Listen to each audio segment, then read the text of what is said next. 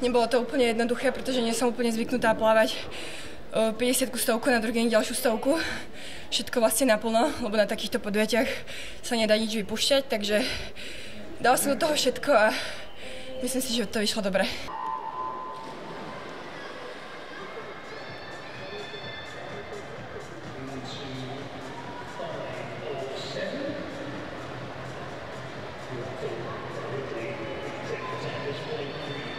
Nebolo to bohvie čo a nejakú sekundu od Osobaku na postup trvalo spodaj na 0,5, čo je celkom rýchle, je to rýchlejšie myslím ako z pred 2 rokov na majstrovstvá sveta.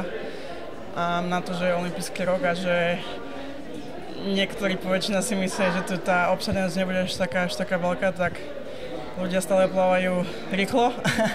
A to neznamená, že sa na to máme spoliehať, kto tu bude, kto tu nebude, či je olympijský rok alebo nie, či sú majstrovstvá sveta na krátkom bazéne.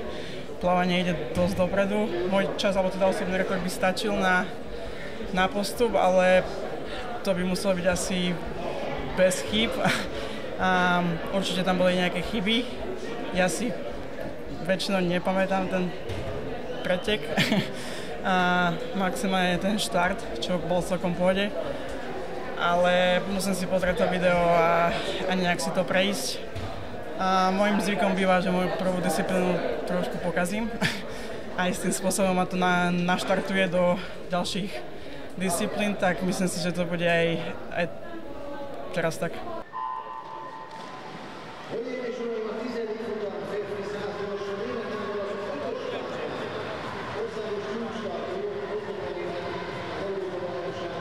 Tak bola to druhá stovka na týchto majstrovstvách a bol to kúsok za Osobákom, malinko za tým, čo som išiel minulý rok na majstrovstvách Európy.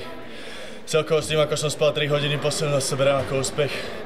Vedľa seba som mal Američana, ktorý včera zaplával rekord šampionátu, čo vôbec sa neberiem zlom. Snažil som sa, išiel som do toho, na konci mi to nestačilo, bolo to vidieť, ale celkovo dobrý závod.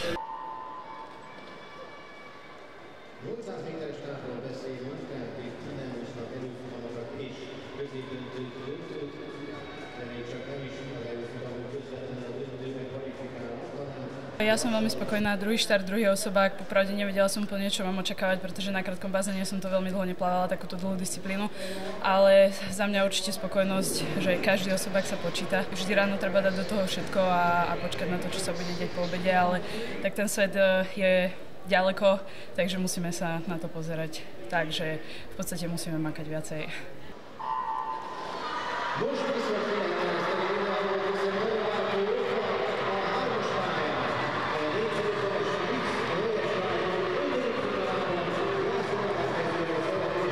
Ja som teda skočil do tak trošku rozboreného mora medzi dvoch chlapov, takže bolo to veľmi príjemné. Nechytil som si absolútne záber, takže tam nejako nemáš čas rozmýšľať a myslím si, že všetci skočiť a ideš.